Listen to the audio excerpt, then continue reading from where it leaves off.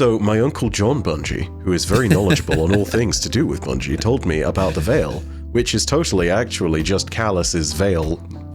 I don't know. Callus's veil over his massive shower bath thing. I don't know. It's the shower curtain. That's all it really is.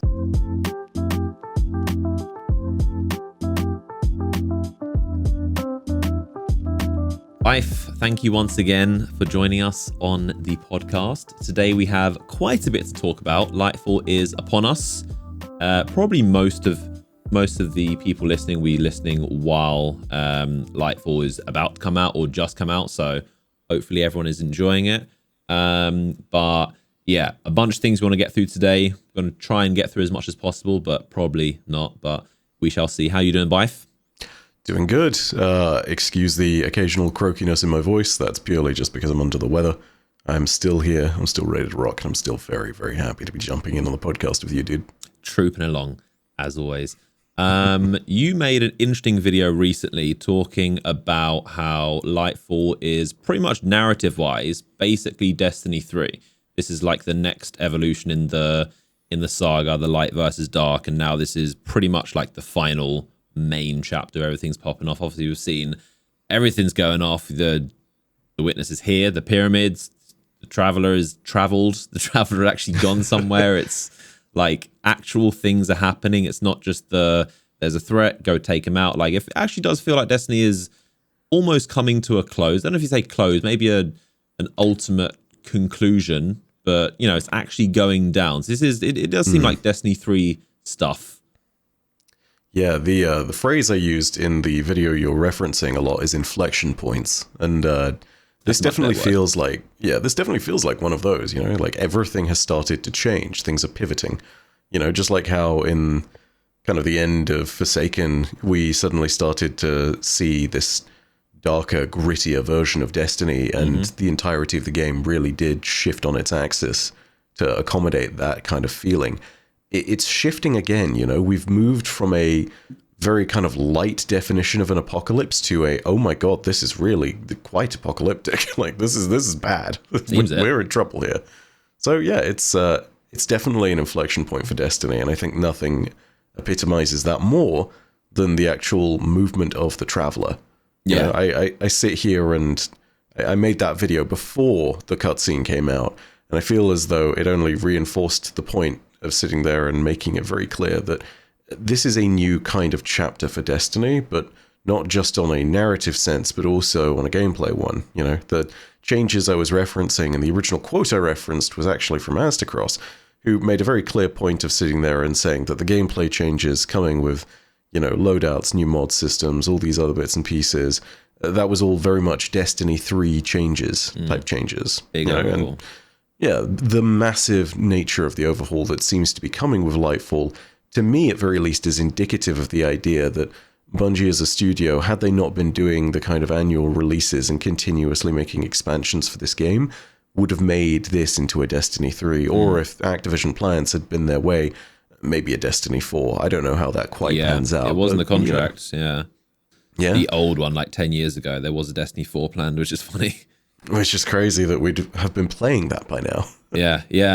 Because that got pushed back by, I think, like 2 or 3. I think Destiny, I think in that contract, Destiny 1 was supposed to release in like 13? Yeah, 2013. And then also it was meant to be Destiny 2 years later. And it's like, that's ambitious. Very ambitious. I think they tried to pull the Call of Duty production schedule that doesn't quite work like that. I feel like we've learned much better because of it.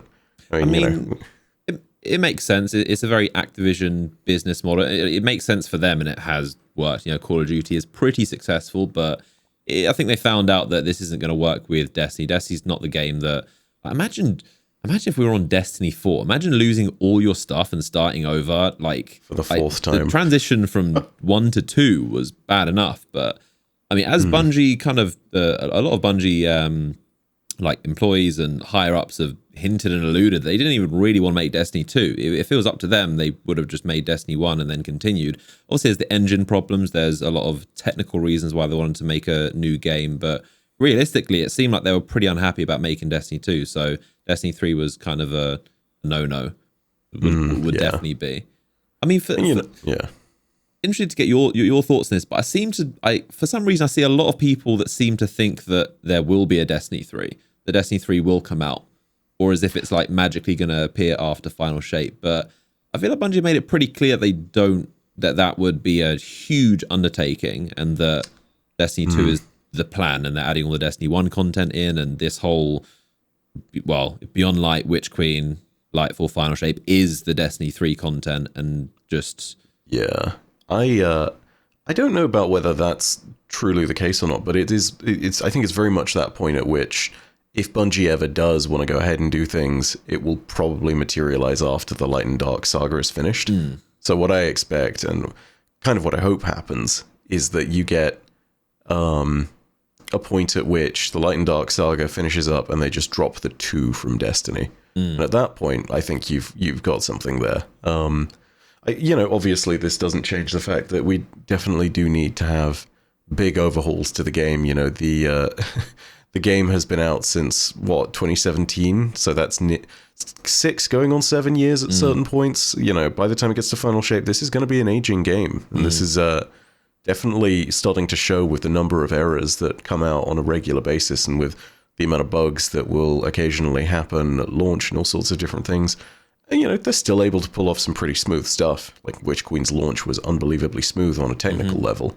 But it's, the more that stuff happens, the more likely it is that we're going to sit there and see bad things going on for future releases as far as the technical state of the game. So even if they do keep it as Destiny 2, or just drop the 2 and keep the same characters and same progression and everything like that, I think we are still going to be looking at a place where they need to do big overhauls to things. I'm not a game developer, so I don't know what it means when you sit there and say, overhaul the engine. The engine is something that players very much overuse and kind of just, just fix the engine, I'll just get a new engine. But I feel like actual developers are always rolling their eyes. Even I know that it's nowhere near as simple as that. There's just the engine and just get a new engine. It's like, well, that poses its own new problems, and it's way more complicated than just like getting a new engine. And most even new engines, you build off the old architecture and then you upgrade and you change things. But yeah, it's always something that people talk about. I've learned to stop backseat developing, because most of the stuff I say is kind of ridiculous in terms of the actual game development thing. I sit there and I preface everything now by saying, I'm not a game developer, but it would be cool if this was a thing. Yeah. Because you know what? Like, some of the stuff that we ask for seems completely reasonable from our perspective. And it's just like, well, why can't you just make more heavy ammo drop in Destiny 1, Why can't you just make a whole new game every 2 years and just make a new engine? And just like, it seems so simple from my perspective. Like, there's definitely a lot of that. You mentioned like dropping the 2. That's also a topic people talk about often. Do you think they would do that? And because my thing is that I always feel like it, obviously the Destiny 1 is called Destiny, so would that cause an issue? Or maybe there's some copyright things with Activision, like some trademark issues of having another game named after a game that already exists. Do you think that'll be an issue? I don't think it will, and the reason I say that is because of the way that Bungie controls the copyright and trademark, at very least. They luckily own all of that. Yeah, for they Destiny. own it all. Yeah. So, luckily Activision doesn't have any kind of stake in that, and D1's existence doesn't, at least in that sense, doesn't hinder it. What I think they'll probably end up doing is they'll try and make something that's a more complete package for Destiny, and at that point, then, along with some kind of major update, I think they will sit there and then they may consider dropping it. Because at a certain point, you either need to make a sequel, or you need to accept that your game is a continuous flow, and that the state of it will always be changing and always be rebalancing, and therefore you need to update it.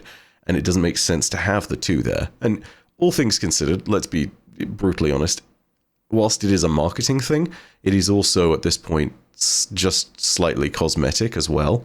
It's one of those moments of like, hey, if you have a great game and a great product out there, people will come and play it.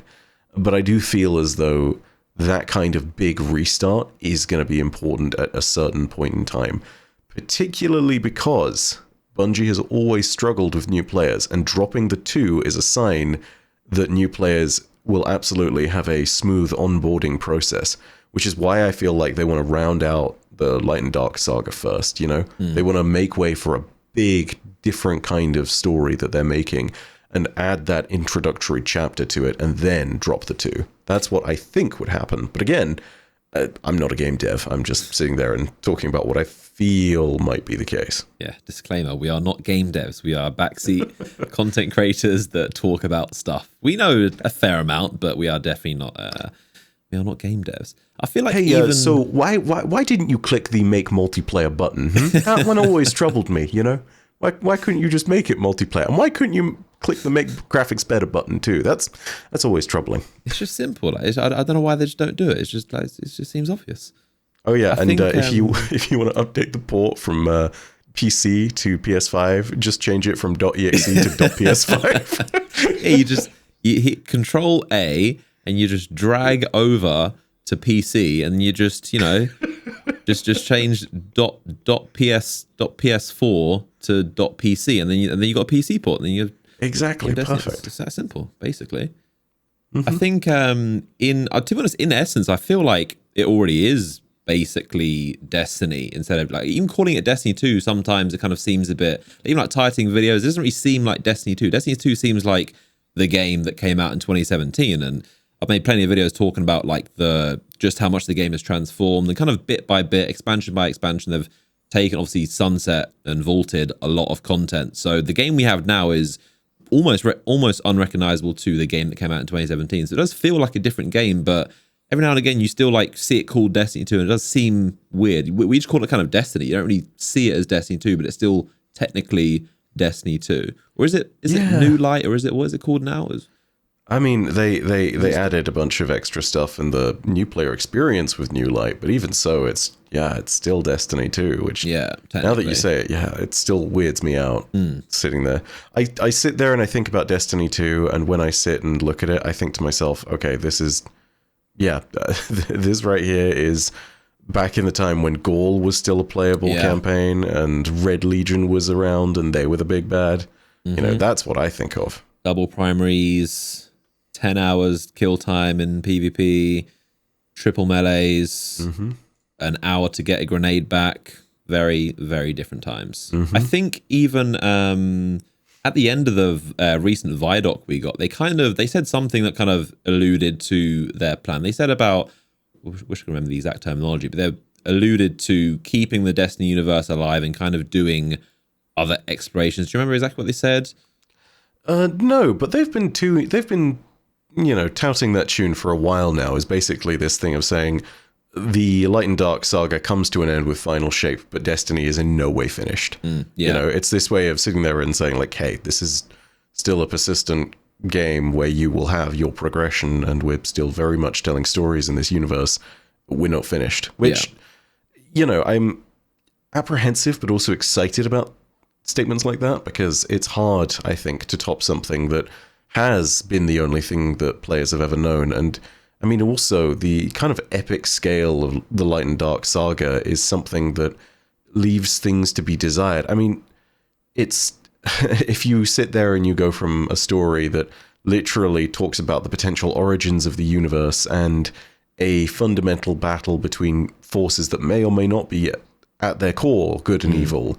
You know, you're literally talking about the ultimate conflict, which will ultimately erase the importance of anything else. And then it's kind of this thing of like, okay, but there are more stories after this. And I'm sitting here and one side of me is like, cool, how do you top that? And the other side of me is, how do you top that? You know, it's there's a lot of questions to be asked for certain. I feel like the most likely scenario would be, because what happens in Final Shape, who knows? Because that just seems, I mean, Lightfall, it appears like all indications are that we're going to lose or something bad's going to happen, and something's going to happen to the Traveler / the city. It's basically the second collapse. It appears like it's not going to end well. That's what all the lore and all the trailers and everything has hinted. But then Final Shape is kind of this after state when there's also, of course, the big symbol wall in the Val raid that kind of hints at the Witness like drinking the light or destroying the Traveler or attacking it or trying to get inside it because its heart holds some kind of key. There's something that the Witness wants inside it.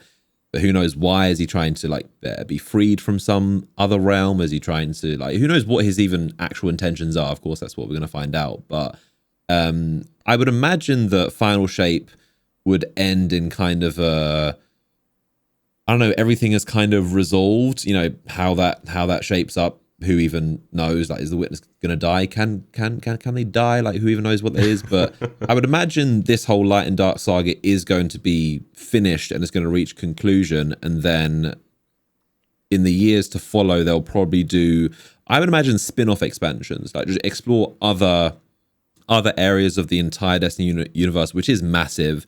Like, you know, maybe the Golden Age or the Dark Age or just the entire Elixir backstory or the Cabal. There's so many, as we know, there's so many different random pockets. The Awoken. There's so many places they could go. So as far as everything is concerned on the front of how Lightfall versus Final Shape actually shapes up, pun not intended, I think that what you're looking at here, and this is the way that I've always sort of described it to people on the outside, is that if Final Shape is Avengers Endgame, this moment here right now in Lightfall is probably going to be our Infinity War. You know, you're looking at this moment of cataclysm where heroes will band together and where in order for that final story of a grand victory and a true defeating of evil to take place, we need to lose something first. And that's what I think is going to happen.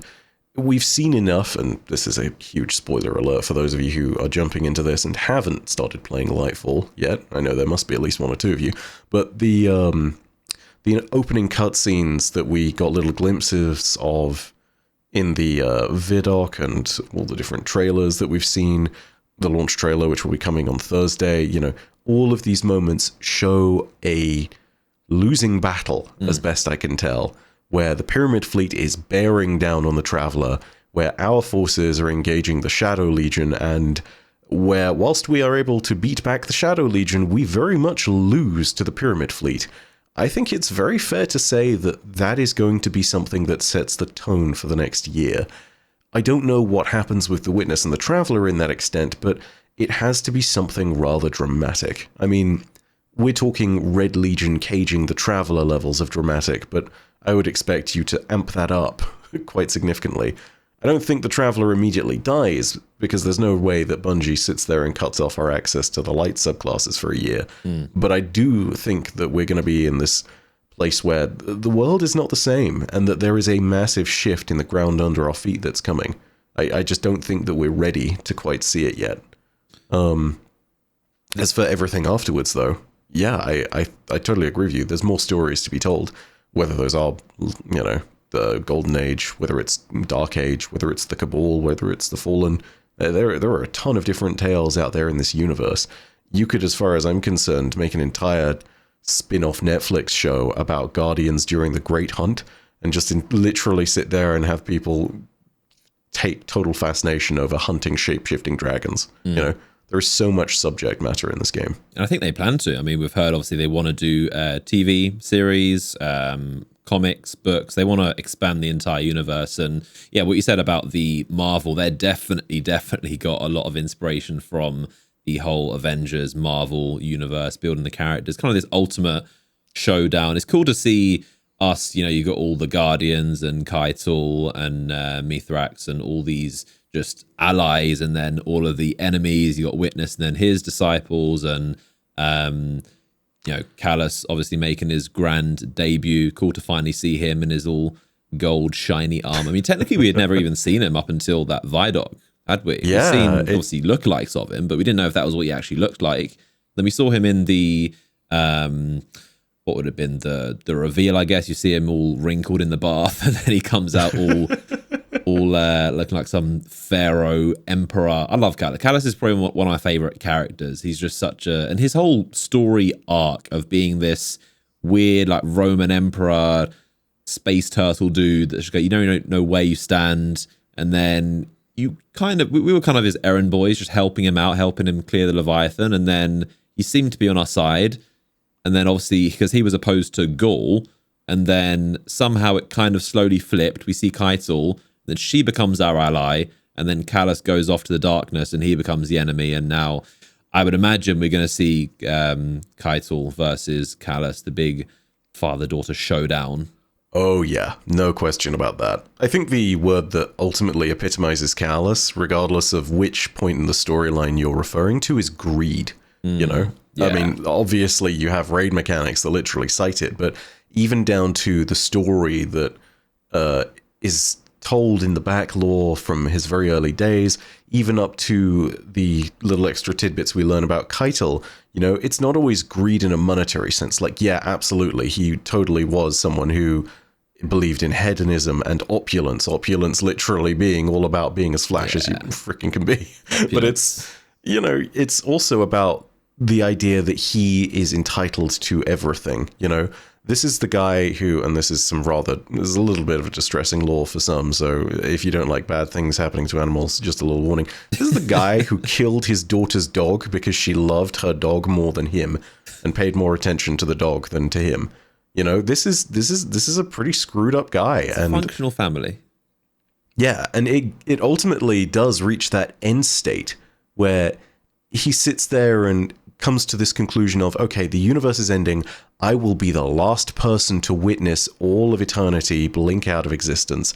I will sit there and I will chronicle it at the end. I am entitled to that. Yeah. You know, and that's ridiculous when you sit there and look at it, but that's totally what Callus believes. Yeah, he's been saying that for a while. Since way back, he's been saying, you know, he wants a front row seat of the end, and he wants to be there. And do you think he'll be a raid boss? How do you think he'll meet his end? Because I'd imagine, you know, like I can't really see any other way that would beat him. But we've already had the Leviathan raid with him as a boss. But do you reckon he's worthy of being a raid boss? I think he'll be a campaign story boss. The raid is, I mean, there's speculation abound on the raid, but I feel like Bungie is making it fairly clear that the raid is something other. You know, something that is within the bounds and expectations of the story, but is definitely not Callus. It's something else that is probably going to be revealed in parallel to the story.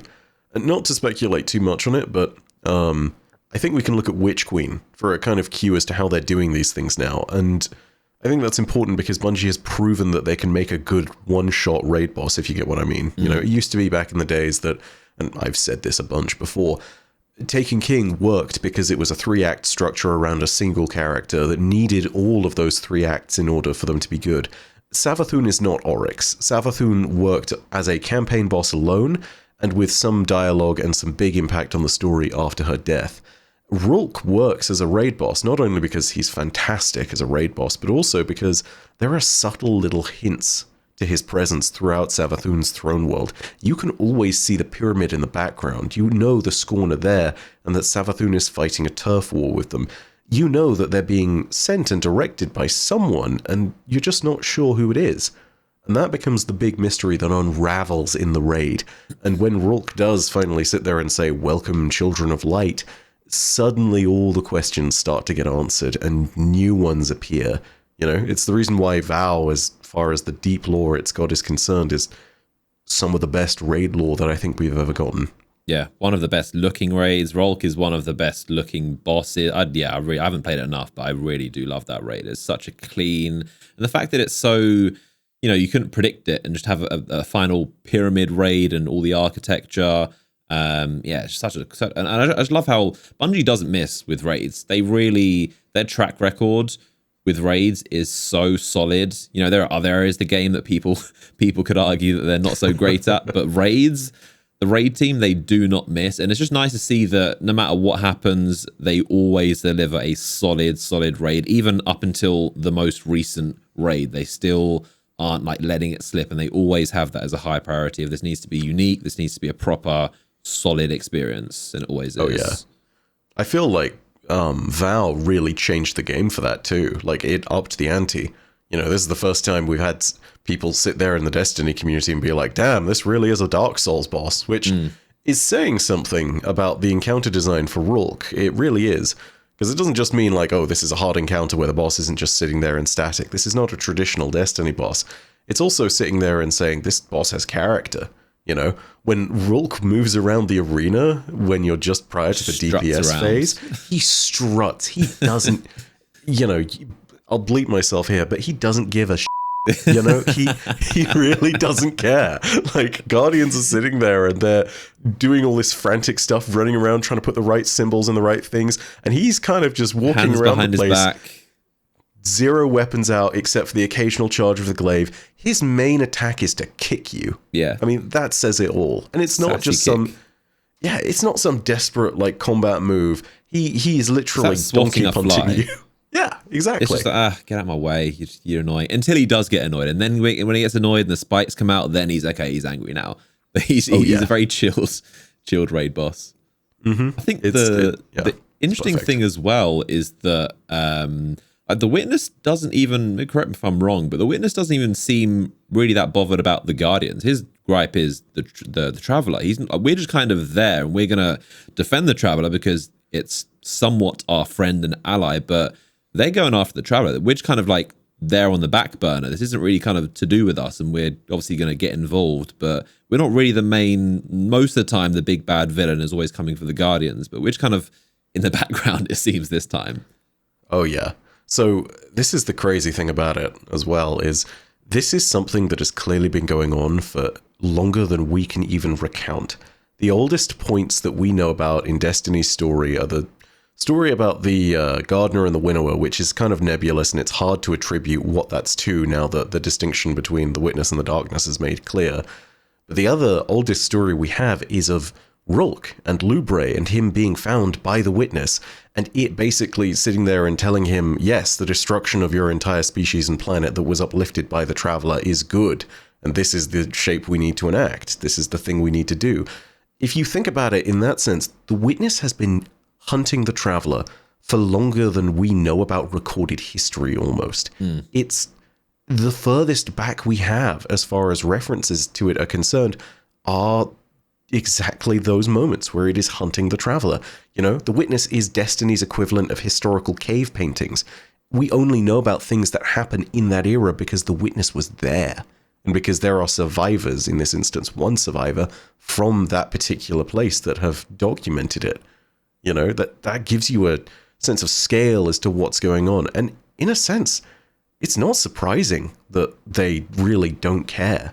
It's got some kind of unfathomable logic to us. It's almost eldritch in the sense that there is no way a human mind, I think, can easily comprehend what Bungie is trying to do with the Witness. You know, it has lived out life on a scale bigger than any of us will ever see, bigger than any of us can probably even count. So, yeah, that's kind of where you sit there and look at the scale of it all, and you have to understand the Witness in those terms, not in the sense of, oh, you know, they look at us Guardians as a threat. They see us as minnows. Yeah, you know? Just like some fallen boss. Like, that's very just minuscule compared to the big, grand light versus dark universe, ancient powers, like the birth of the universe. It's all way, way above our heads.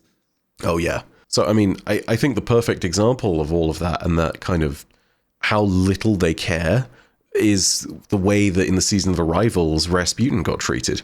I mean, Rasputin was literally brushed aside they were a kind of annoying child. Yeah. This, you know, they tried to bring down a pyramid. They brought all of their massive weapons to bear. This is a thing that could nuke an entire planet, conceivably, and has weapons to destroy the Traveler, you know, and with a single wave of its hand, the Witness just completely turned it offline. And, I mean, it took, 2 years for us to get it back? I mean...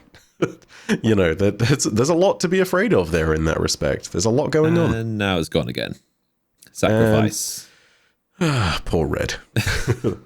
Yeah, served its purpose very well, though. But yeah, it's a good, you know, yeah, Rasputin's always been, you know, one of the core favorites of the story. But I feel like it was a pretty good, noble way to go out. And also Aramis as well. Very impressed with her story arc.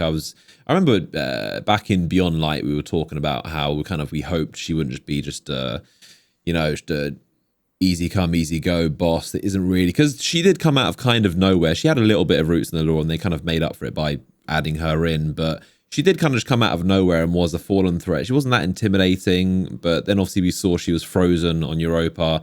And obviously, a lot of people knew that probably means she's going to come back. If you don't, in all media, if you don't see them die, they're probably not dead. And especially if they're frozen as an icicle just there pointing at they're probably going to come back. But she did, and she, you know, ended up being a pretty good recurring character in a lot of the seasonal story, and then ended up being a pretty important character, and her versus Rasputin ended up being a major point of nearly destroying the Traveler. Yeah. I have to say as well, not only do I completely agree with what you're saying, like Aramis did take on that villain of the week quality that a lot of early Destiny villains have.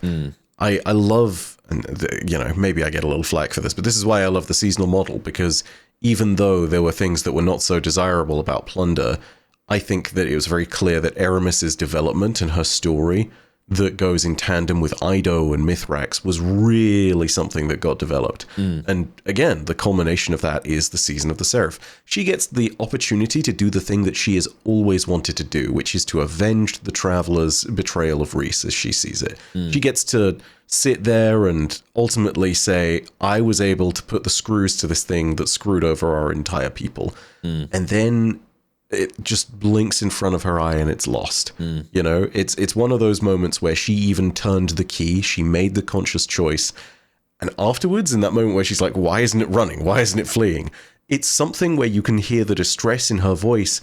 And I think it's not just distress out of irritation, I think it's genuine distress of, oh my god, what have I done? Because it's one thing to sit there and be like, I destroyed the Traveler. It's another thing to sit there and be like, oh, I tried and it failed and it rebuked me, and it was something where it stayed and it still thought these people were worthy. That's another aspect to the Rasputin sacrifice, which is so good, by the way. I mean, she thought for a second the Traveler leaving, she's like, oh, it's doing it again, it's abandoning, and then the big moment where it actually stays and hangs around, it's like, oh, it's not leaving now, it's actually gonna go stand and fight. But that's one of the most interesting we've seen literally since 2014. The Traveler has just been the big ball in the sky, a piece of scenery, and it's done absolutely nothing. And then it got obviously damaged when it defeated Gaul, and then it healed itself in Beyond Light. But it's still, the big ball in the sky, and now it's gone to go do something, and it's going to be involved in a major way in this Pyramids versus Round Ball fight. So that was very, very interesting. Probably definitely the biggest development we've ever seen as far as actually doing something. I think my favorite comment that I saw from the YouTube comments section on that video, because they uploaded the cutscene, is I like the bit where the Traveler traveled. Just, it's very simple. I saw that. Because it's called the Traveler, I guess. Maybe I guess because it does move around. It would go from planet to planet trying to terraform, and it was a Traveler, but we haven't seen it traveling much at all in the past 9 years. So now it's actually, it traveled a little bit. It stopped. It just floated. Then you also saw the coming full circle, and it matches that concept art. That is very interesting. I sit there and I genuinely do. I think it is the case, but I do wonder if that's like a full rotation after they rewrote the story and whatnot, and had their core pillars backed up and reiterated. I wonder if that moment has been planned out for close to a decade. Even though there were big rewrites in the opening Destiny 1 story that never got seen because Joe Staten left and all this other stuff, I really do wonder if that moment has been planned for years. Because you know what? It could just be a backwards let me sit there and what's the word I'm thinking of? Retcon? Or no, I know the word, when they just kind of in hindsight make it look like it was planned. Yes. Yeah, no, it could just be something where in hindsight they have made it look as though they planned this all along, but there's something brilliant about that shot and the way that the characters in that shot have all traveled to this moment that really makes me feel as though there has been a plan in the background this whole time.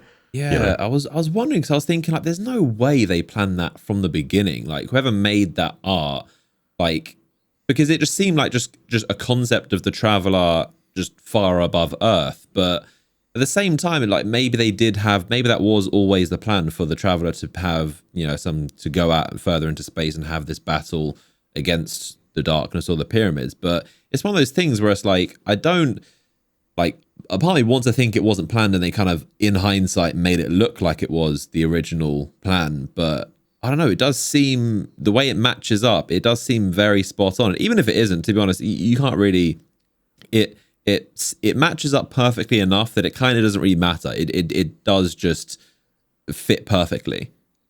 it falls back to what I'm saying about this new era of Destiny and sitting there and saying this is the inflection point, you know? Like, I think Bungie is telling us that very clearly with a cutscene like that. They are sitting there and saying, okay, you have experienced something up to this point. Now it is changing. You are in this place where you know things. You have sat there and gotten used to those things. Now they are different. The Traveler is no longer in the tower. You can't see it. There is a big, gaping open space where it used to be, and it feels weird and unnatural for everyone involved.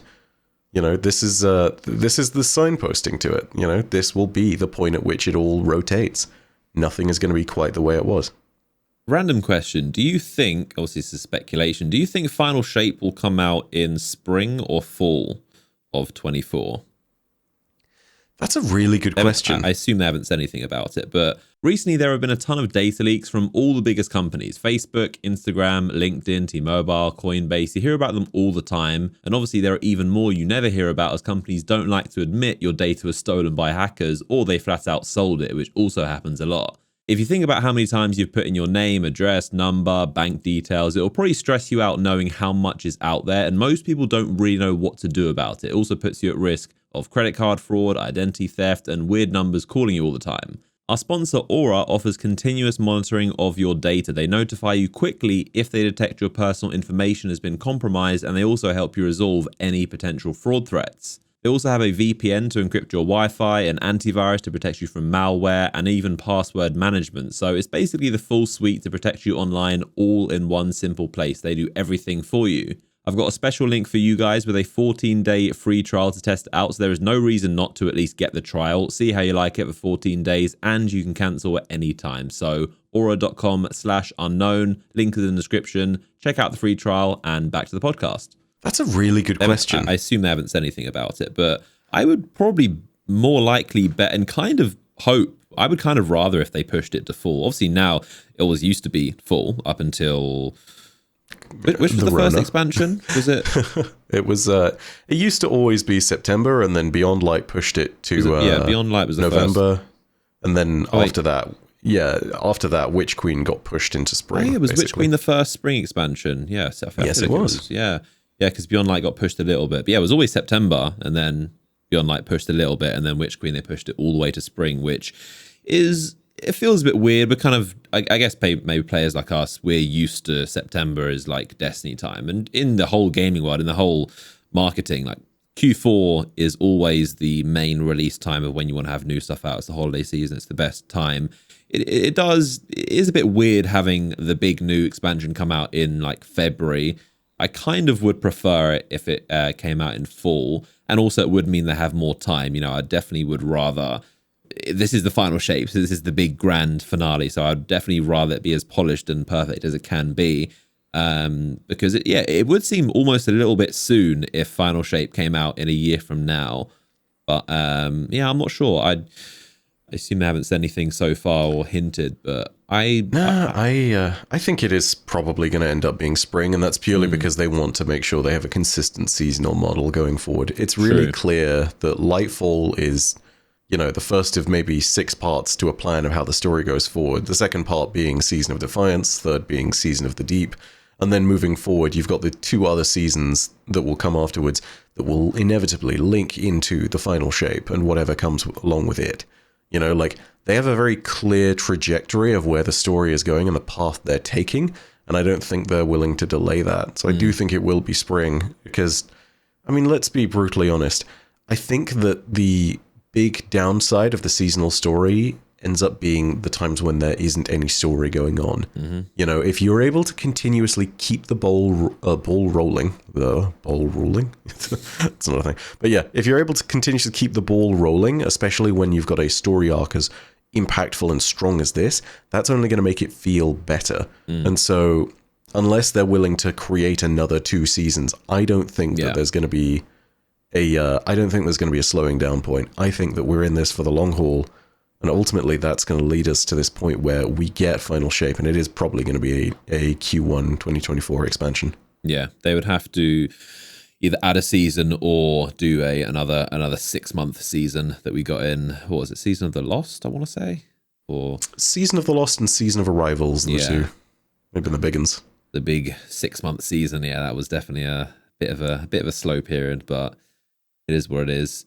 Do you think Bungie have revealed enough before Lightfall, or do you think it's 'cause I've seen some talk about they're not showing off enough, I guess, because what we're used to seeing, normally they do announce quite a lot, and they are pretty quiet, especially with Lightfall. They revealed a little bit to begin with, and there's a couple Strand trailers here and there, but they are pretty quiet for the most part. And I guess the main thing is that some people would get concerned that maybe they're kind of trying to hide that it isn't finished or it isn't going to be good, but it can mean the opposite. It can mean they're trying to hide a lot of good content. Like with Forsaken, they were very, very secretive, and that ended up being just a mountain of content. Like the amount of content in Forsaken, that's why it's heralded as one of the best expansions. They really kept very quiet about how much there actually was in that, and then when you on the day of release, it's like, wow, there's a lot here. There's 2 zones and all this content. So do you think more, less, or just right? I feel like it's kind of a good state. I like less is more. I like to just on the day. I don't like hearing too much announcements and trailers. I like to just let me know when I can play the thing. Like the days of getting excited for trailers and all the announcements and reveals, they're a bit overplayed, and it's all kind of for, it's marketing, it's hype. I understand it, but I prefer just let me know when it's out and let me know when I can play the thing. I don't like all the kind of the build up as much these days.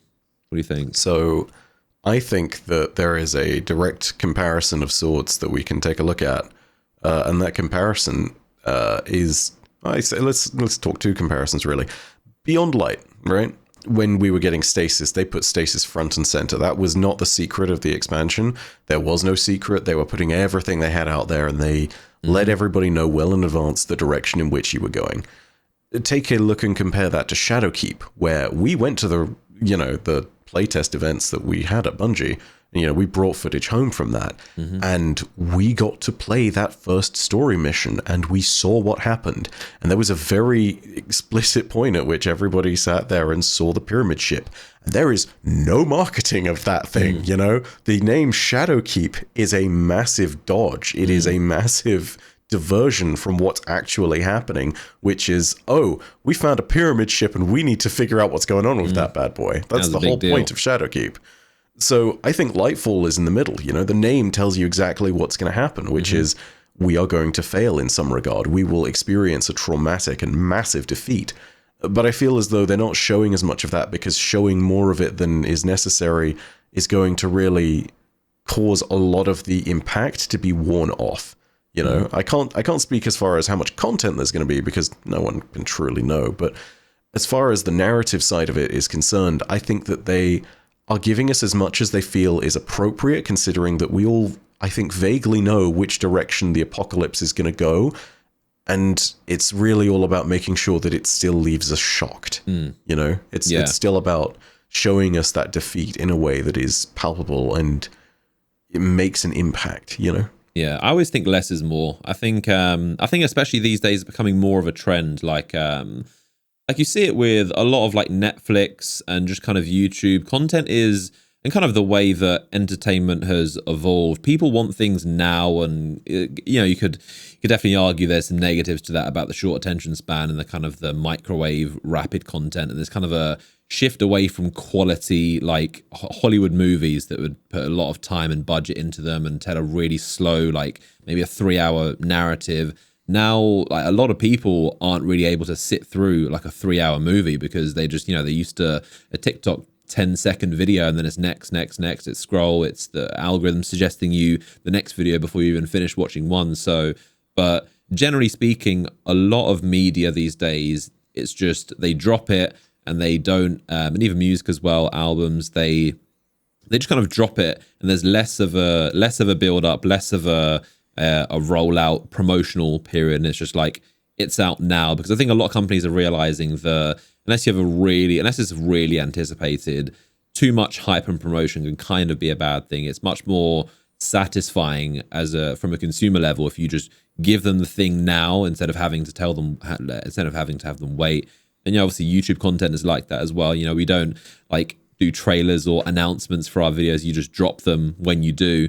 And most of the time it's just like there's so much content coming out, there's less build up. So I think the kind of the games industry is following that. And you see a lot of games that just kind of come out relatively quickly, as opposed to like back in the day, you'd have games that would be announced like 2-3 years before they're even released, and I think you definitely see a lot less of that these days. And I think Destiny is kind of following that suit. Yeah, I think I agree. What do you think about Strand as a subclass? I feel like if I'm honest, it definitely hasn't gripped me as much. I'm sure I'm going to enjoy it, obviously playing it, and I'm going to, as I'm sure everyone will, definitely main the new subclasses and check them out. And I'm definitely looking forward to it, but it feels like it doesn't really have much of a kind of identity. It's just a bit kind of just like green kind of explosions and kind of these psychic waves. It doesn't, obviously it's kind of the nature of the subclass because it isn't based off one of the elements. It's not like fire, ice, electric. It's just a weird kind of energy. And I personally, I'm not sure if you agree, I kind of personally still would have preferred like a poison subclass, simply because we already have obviously like Thorn and Osteostriga and the necrotic grips, and there's a lot of like poison is almost like the unofficial element in Destiny, and just kind of the rotting poison damage over time. I really enjoy that. Always enjoy those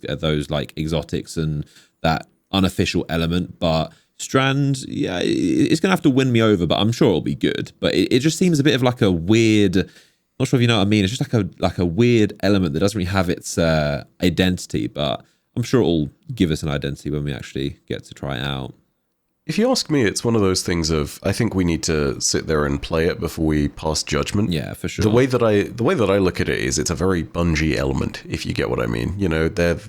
They have those moments like where they release certain quirky exotics where they sit there and say, okay, we know we can take ridiculous mechanics and make them run with something. And I feel like Strand is that in a nutshell.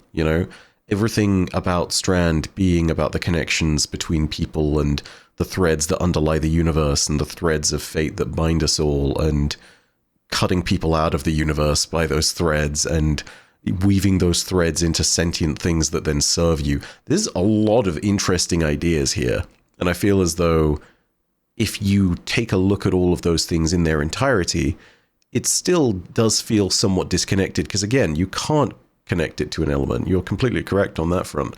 But I feel as though when we sit there and gain the subclass, as we go through and we learn more about the identity and the reason for Strand, I think that's going to really push us to a different place. I think that's the point at which we're going to sit and say, okay, the identity of Strand makes sense. But from here on the outside, it's very hard to do that, I think most of the... Sorry, go on.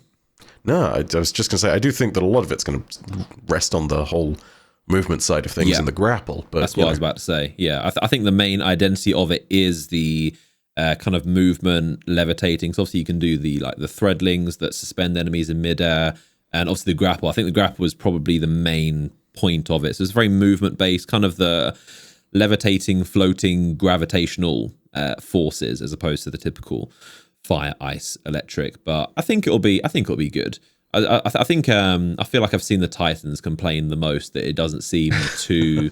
What do you think the kind of classes stack up? I feel like I've seen Titans complain the most about. Yeah, it just seems like another kind of smash, another melee super. Yeah, that's for certain. I don't know about that, but I feel as though with Titans, there may be a legitimate complaint to make. It really depends on how much you can do the big attack where you've got a wave that shoots out and suspends dudes. Because that in itself is a bit of kit that might just completely change the entire subclass. What I would say is that there is a lot of unique stuff in there as far as like the core kit is concerned. Like, yeah, sure, there is the grapple, and for Titans there is big punch and melee, but there are all sorts of different things you can do. You can suspend individuals in animation, and that is essentially like freeze, but it's potentially got different interactions to it. You can then create tangles, which are thrown things that you can pick up after creating on the battle. It's very, what's that one exotic weapon from Season of Arrivals? You make the balls with it. The Ruinous Effigy? Ruinous Effigy, yeah. It's very Ruinous Effigy in that sense. And then, like you said, you got the Threadlings, which are entirely a new mechanic as far as the different kind of companion things that you've got going on. Like, Warlocks have always had Arc Souls and Void Souls and all that, but this is very different. Like, this is a moving entity on the battlefield. It doesn't sit on your shoulder and just add a passive damage buff. This thing goes after people. it's kind of scary. And then, of course, the fact that warlocks can make them return to them and have this herd of them walking around afterwards, it's kind of a very different image that it evokes. And then, you know, top all of that off with the idea that when you're using this subclass as well, it's also got something which is almost completely new. It's only existed in the Psycho Hack thing, as far as I know, the origin trait from Witch Queen. You can use some of your attacks. I can't remember exactly what the subclass verb is, but essentially you weaken an enemy in the sense that you reduce the damage of their attacks, which is, I think, a really important part of some kit. You know, you do that in certain in-game activities, and that makes certain enemies much more manageable. Like when Witch Queen launched, we were all lamenting how powerful Scorn crossbows were, with the ability to one-hit you outside of every single resistance. Well, now you've got an answer to that, even if it is bugged. You know, you can physically reduce the amount of damage that you're doing by hitting them with one of these different abilities that does that. And I imagine that that's something that certain classes will be able to build into more effectively.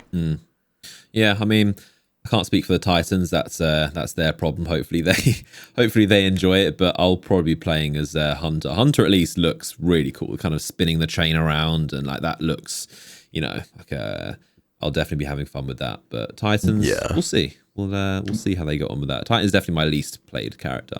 Hunter first, and then Warlock, and then Titan sometimes. Whilst Titan definitely has a very lamentably Titan super, I think Hunters, for similar reasons, are getting a very Hunter-esque super. And I'm very, very happy about that, you know? Like, they're sitting there and looking at all of this stuff and thinking, this is not quite like anything we have before, but also it absolutely fits the class identity, you know? Yeah. I'll tell you, I'm really looking forward to that legendary campaign. I think that was unanimously praised in Witch Queen as one of the best additions to Destiny. It really is. Just getting to experience it makes the campaign so much more of an actual part of the expansion, instead of just this couple missions and quests that you try and just speed through and you're just kind of trying to get to the main end game. Like the legendary campaign, pretty much having the having your power reduced and actually feeling the difficulty and getting rewarded handsomely for it, like getting automatically hitting the max level cap once you beat it and getting all gifted all the armor.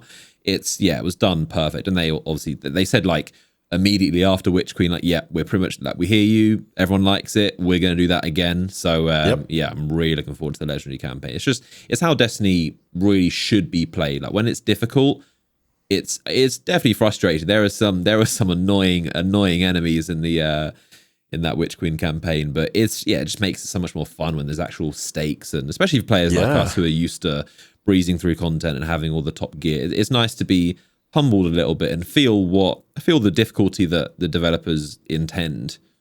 I think it's also the fact that it wasn't just difficult, right? Like, it was a challenge, but it was something that was gratifying when you played through it. Things in Destiny that for the longest time have felt superfluous felt useful in that kind of campaign context. To give you an idea, final mission of the Witch Queen campaign, I was running a full healing build with Lumina and all the little bits and pieces alongside it. And I actually felt like I was a useful member of the team, like I was needed. Normally, Lumina is either woefully outpaced by the difficulty of content, or it is just way overkill because nothing is dealing damage to you and you are over-damaging everything. And this was a sweet spot where things like that actually mattered. You know, this felt really good. Your build was a very impactful choice that you made, and even if you were just using individual bits and pieces that were quite strong, you were still doing some really fantastic damage with all of that, you know? You had a lot going on in that one legendary campaign. And frankly, you know, well done to them. This is, I think they were totally correct to double down on the campaign difficulty side of things. Yeah, it was unanimous. You just saw absolutely everyone from all casual to hardcore, new to old. You saw everyone just praising this legendary campaign is really good. And like I said, also rewarding, not just difficult and just kind of something you do for your own just enjoyment of the game. Actually get some noticeable, tangible rewards, and you get basically boosted to the the soft cap, and it saves you a lot of grinding blues, which is as we know one of the biggest pain points of the game. But they did talk about wanting to the season after the launch one, they're gonna they're not gonna raise the level, and it'll just be artifact, I think, or guardian ranks. They're doing a lot to the leveling system. They are doing a whole lot to it, but I think it's really telling on the leveling front of things with the Legendary campaign that when you actually listen to them in the vidarc about the feedback they had on it, they said that like 2/3 of players had completed the campaign on Legendary. Think about that for a second, because there are tons of players that play Destiny on a casual basis, and the Legendary campaign can be quite hard. If you sit there and you say 2/3 of our players completed this, that's not just the core community that was going to do it anyway. That's a lot of people who wouldn't necessarily be in that bunch. So they've really got a secret sauce there. They absolutely should keep doing it. I thought it was very interesting. We saw mention of the Veil and this artifact, which obviously, as we know, ties back to leaks that we've seen ages ago that we won't get into. I can barely even remember them, to be honest. But it's weird because I seem to remember the leaks that came out involving the Veil were proven to be incorrect. I remember doing a video kind of breaking down, and I remember one of them was kind of like not that credible, and they were talking about the Veil and a bunch of stuff, but everything else in that post was completely didn't end up happening, was completely false. But I remember kind of writing it off as it definitely isn't going to happen. But then now we see the Veil is a thing.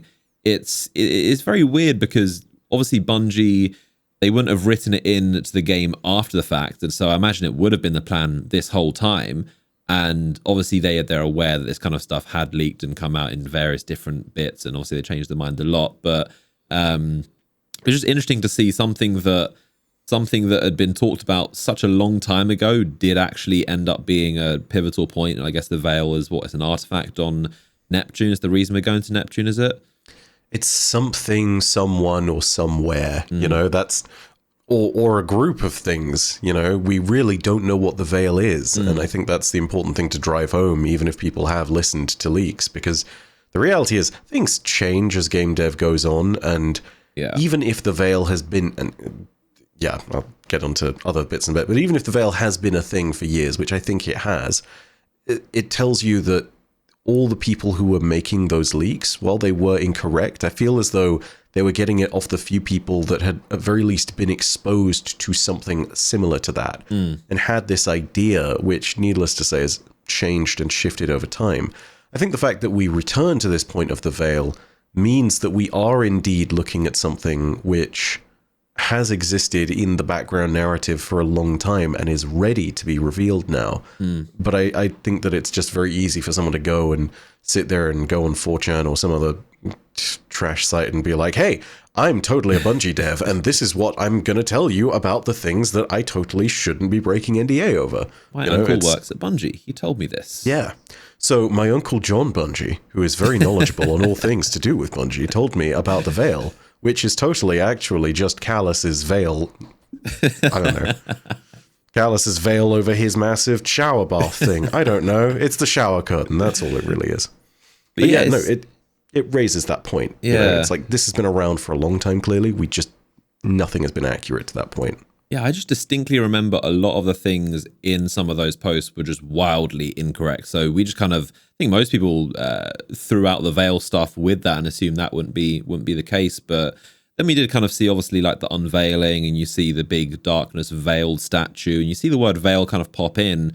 But yeah, who knows? But it is interesting to see just Bungie's development and how they change ideas and how they they always keep you on your toes, that's for sure. And that's why you can never trust leaks, because some things that seem plausible end up being completely made up, and then some things that might be true, they'll change their mind and they'll just edit things and make them different to what was, might have been a thing 3 years ago. Development is always very rapidly changing, and Bungie changed their mind definitely very often, as they should. But yeah, it was interesting to see that come out, and the whole the witness seems to be what it's hunting on Neptune, which I'm also looking forward to. It's gonna be nice to be on a location that isn't as dark and gloomy as the Throne World. It's obviously the Throne World is cool. We all love the Hive architecture, but it is nice just to be in a futuristic, clean, cyberpunk, Blade Runner, Neo, just shiny city that also, as a point they've made many times, isn't like this old abandoned place it was up until recently. Like, we're going to see the invasion happen as Callus's ship arrives. It's they're going to be like just evacuating and just like dealing with all the battle that's going on. So it's going to be interesting to see that. And I'm really hoping. I was a bit disappointed with the Throne World as a location. I feel like there wasn't as many secrets and kind of intricate, just random Easter eggs. That I honestly feel like the Dreadnought was almost more in depth, or maybe even, I'm not sure if this is accurate, but I feel like even Mars on the Warmind, as far as just secrets that were hidden around and random Easter eggs and things to find, I feel like for a place like the Throne World, I feel like there could have been more secrets and puzzles and just random cool stuff to explore. Unpredictable stuff is what I like. So hopefully there's some of that in Neomuna. But what do you think? Now that I think about it, I mean, there were weekly unlockables that came along in Witch Queen, but as an overall point, yeah, I kind of agree. The Throne World hosted an amazing story. For sure. And the locations that you go to are all definitely tied to that story. But it's no Dreaming City. It's no Warmind. That's a better example. Yeah, definitely not a Dreaming City. Yeah. These places, they had their mainline activities, and even they felt kind of like enigmas. Like, I mean, sure, you can access the Altar of Reflection through some of the different lost sectors, and that in itself is kind of neat, but that's just one thing. The Queen's... Queen's? No, what am I thinking? The Dreaming City had not just everything to do with the Awoken and all the different secrets that you could dive into there. It had the hidden Ahamkara eggs all throughout. You had the Ascendant challenges, which may have been mainline, Very good. Oh my god, you had to go through and drink a Queen's Foil tincture and jump into a portal which you didn't see the location of until you were in a vague area, and then you got just a notice. You had to hunt for these things.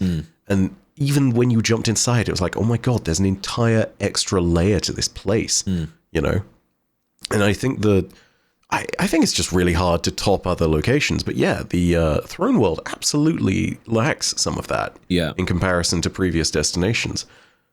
I think, honestly, now that you say it, I really do hope that they make a bigger effort when it comes to that. I feel as though Neomuna is going to be very different, though, purely because of the fact that they've clearly built this place out with the architecture for the grapple. So we're going to probably see a destination that is wider in different terms than any other destination than we've previously seen. Oh yeah, absolutely. Very more vertical. Traversable. Yeah, I mean, the Throne World, I don't want to act like it was like super empty, but I feel like as for a place like Witch Queen's home, Savathun's home dimension with all this trickery, I feel like it could, especially with the Hive kind of Dreadnought theme, I felt like it could have been more. It wasn't disappointing, but it was just kind of like half of the course, but I was kind of expecting just a ton of just the surprises, like, the what is it, the scent of the worm on the Dreadnought, where you just go into a random cave and there's a blind thrall, and then you get this scent and you go on these like floating platforms. Just the surprising weird stuff. I feel like it wasn't too unpredictable, but like every area had 3 or 4 different little puzzles that you could do, and all of them totally non-connected, and all of them probably just linked you in and got you a hidden chest and probably one of the calcified fragments. But it was the fact that they were there in the first place. In the Throne World, we have Qualicor, which is, I mean, it's Qualicor. It's terrible. It's like, who here listening to this podcast has honestly completed a full round of Qualicor? I did it once, and I'm a completionist, and I have never bothered since. I pick it up now in the Throne World, and I'm like, oh, great, cool. My inventory is getting clogged. Yeah, like it's just not the same. Until you just said it just now. Precisely. It's just, there are better ways of doing secrets. And, you do have deep sight bits and pieces around the Throne World that can kind of link into that. But some of them are just really not that good. It's just a couple of platforms appear, you jump up and you get a chest. Those in themselves are cool, but I feel as though there was just a greater breadth and variety of puzzles that you could see on a place like the Dreadnought or the Dreaming City. Like there's certainly something better to it with that. I just don't think it hits home the same way. Yeah, and I think especially with the time it was released, for being 2015, you definitely give Taken King a lot more credit. At the time, it was like, it might not. That's the thing with comparisons, is why it's always difficult. A lot of people, I feel like when they look back at Destiny 1 content, they kind of think, oh, this is so lackluster. This is nowhere near what we have today. Like, how is it even a comparison? But you need to think about things relatively for the time. Like, for PS3, PS4, old gen game, at the time, it was a big deal. It might not look as impressive if you look back with 2023 eyes, but you have to look at things relatively. Like, things in 2023 should be much bigger and better. So you can't really look at things exactly as comparisons. Like, yeah, if you look back now, Destiny 1 might look dated, but you have to think about it at the time it was released. It was a big deal for their first time trying these things and having no prior experience or things to learn from. That's why a lot of people are very nostalgic, and there's obviously an element of nostalgia goggles, but you definitely do have to think of things relatively for the time it was released, and that's why it gets a lot of respect for being ahead of its time, basically. Yeah.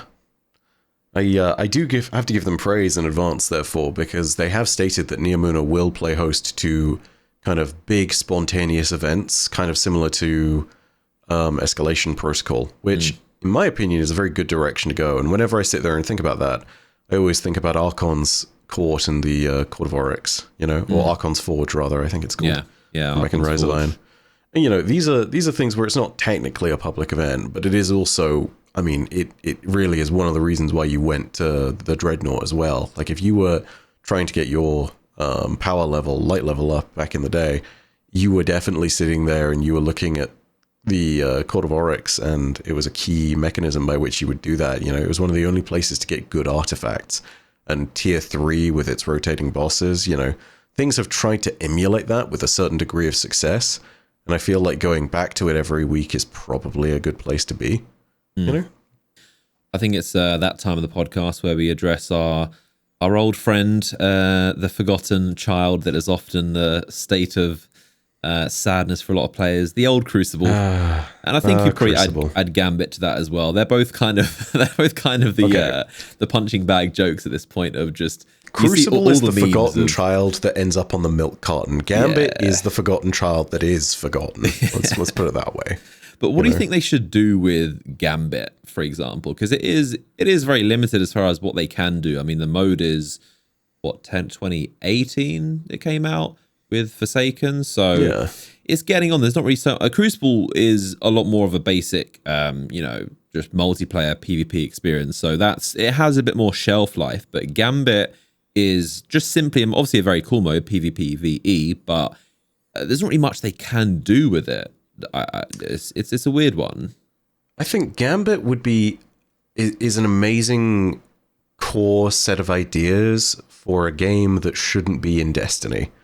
Gambit in itself is not a game alone, but like the core idea set is something that I would love to see in another product, in another title. Right. I think that Gambit will forever be held back because Destiny's sandbox is trying to balance around PvE and then PvP and then third it's trying to balance around Gambit. Yeah. You have people who always complained about any weapon that was powerful at the time being in Gambit, to start off with it was Sleeper Simulant, and then following on from that it was Queenbreaker, and then following on from that it was anything from Leviathan's Breath to Eyes of Tomorrow to 1000 Voices. They've done multiple passes trying to address it, but ultimately I think the game of Gambit works best when you will be able to sit there and give people a more curated experience. I feel like my best memories of Gambit, hilariously enough, come from the preview stuff that I got for Forsaken, like my times playing Gambit at E3 and Gamescom, those were the points at which I was sitting there and being like, man, this is great. That was a lot of fun. Like, and I think the part of the reason for that is because you did have those limited loadout options, This is back in the days when, you could use all the new subclasses and whatnot, and there was some variety to what you could pick. But you had, like, one auto rifle and one pulse rifle and a sidearm and a shotgun and a rocket launcher and one exotic, which was an SMG or something. Like, you had a very limited and curated selection of weapons there. And I feel as though if Bungie is going to split something off, they kind of want to blend Gambit with something almost like Apex. I don't think a battle royale is quite the way to go with it, but you want something which takes the core ideas of Gambit and builds upon them to create something which is not hamstrung by the balancing of Destiny 2 as a bigger experience. Keeping it in the game, sure. I'm one of those people where I'm kind of in the middle. I know that people lament that nothing happens in Gambit, but I'm actually okay with it just existing as a sort of as a kind of an odd appendage to the game. Like, I genuinely am fine with them either keeping it and doing nothing or trying to develop more of it. I think removing it would be a shame, but yeah, you know, if Crucible and PvE are more worthy of development time, then yeah, I'm certainly not going to get up on my soapbox and be like, Gambit requires more love too. No, I'm honestly happy for Gambit to just stay along and just be what it is. As far as I'm concerned, like, yeah, it's part of the core Destiny experience, but I don't take Gambit that seriously. I'm not one of those people that sweats it anymore. Like, I think a lot of people still do, which, by the way, is not the way you should play Destiny in the grand scheme of things. Play it to have fun, you know? Yeah, and similar with Crucible, but yeah, I think Gambit, you see a lot of talk about just the concept of removing it, which again, I'm not sure if that's a backseat gamer thing of just delete it, just get rid of it and just wipe it. But it is, I think the main reason that people aren't happy with it would be because it is still pinnacle. There's still bounties attached to it. There's still a lot of challenges. So if you want to be a completionist, there are a lot of ways where you do kind of have to play Gambit in order to do the ritual activity. So a lot of people don't like being forced to play this mode that seems outdated, but yeah, I don't really see them removing. I don't think they should. I think I definitely don't hate Gambit. I'm pretty neutral when it comes to Gambit. I wouldn't say I love it, but I do. I can't say I play it often, but I do still quite enjoy it. It's a fun experience. Wasn't a fan of. I do like back in the day when you could melt bosses, so you did have the ability to just, if you had a good team coordination, you could just melt the bosses and speed through it. But having the immunity shields and having it gated, it just never feels satisfying. I guess it's more fair because it's, on some team that is just far outmatched another team and they just melt the boss before another team's even done collecting their motes. But yeah, it's a weird one. I don't really know. Again, I'm glad I'm not a developer. It's not my job to think about these things, but I don't know what the solution is. But I can't see them removing it anytime soon, but I can't see them also doing any drastic overhauls to it. Yeah. I mean, I know Skill Up, for example, he judges part of mainline expansions based on Strikes, Crucible, and Gambit, because they're all part of the core playlist Big activities. 3, yeah. And like, I get it, but also I really don't think that's how Gambit should be judged. And honestly, with that in mind, I think I agree. I think you should see the pinnacle stuff removed from Gambit and just have it as maybe powerful stuff instead. Because it's one of those things of you shouldn't be forced to play this thing when it's not having all the attention driven to it. But I still think that it is something where it would be good to have it in the game. Like, we've done this before with sunsetting. And whilst Gambit is a different conversation, I know some people would happily see it thrown into a pit. I think that it is one of those moments of like, Bungie should have learned their lesson by now of taking content away from players that's been there for years is probably not a good idea. It's one thing with seasonal stuff that goes away every year and there's narrative reasons for it, yeah, sure. But when Gambit leaves, I don't know, you may have similar discussions with it, you may not. It's kind of a grey area. It's a very important question to ask, basically. Yeah, and then very similarly, you of course have the Crucible, which is also a very hotly debated topic, and whether they're doing enough for it. And obviously, it isn't Bungie's priority, as you can tell. Had obviously the new map and the new mode, but you can't really expect a ton from Crucible. And I think overall, just the format of multiplayer PvP is also getting a little bit stale. Like, you see it with COD, even like no one really plays multiplayer. Multiplayer is not the bread and butter for COD, which is crazy because it used to be. It used to be Call of Duty was team deathmatch, domination, search and destroy, PvP. That was the essence core of COD. You had the campaign you play, and then you have the Spec Ops or zombies, and then you have multiplayer. That is COD. But that pretty much, I think, around like Infinite Warfare and the World War II, it kind of just diminished. And then thankfully they managed to pull one out of the bag, and they found Warzone, which is obviously the battle royale. Yeah, the battle royale genre, which just exploded with Fortnite and popularized with Apex as well. And that is now COD. Like, when you talk about people playing COD, it's pretty much Warzone. That is now the new mode. And even that in itself, I think recently we're seeing the battle royale genre is slowing down a little bit, kind of fatiguing, but definitely not to the extent that multiplayer has. Like the whole multiplayer genre is very, I feel like it's only kind of more on the competitive side nowadays, like Valorant and CSGO.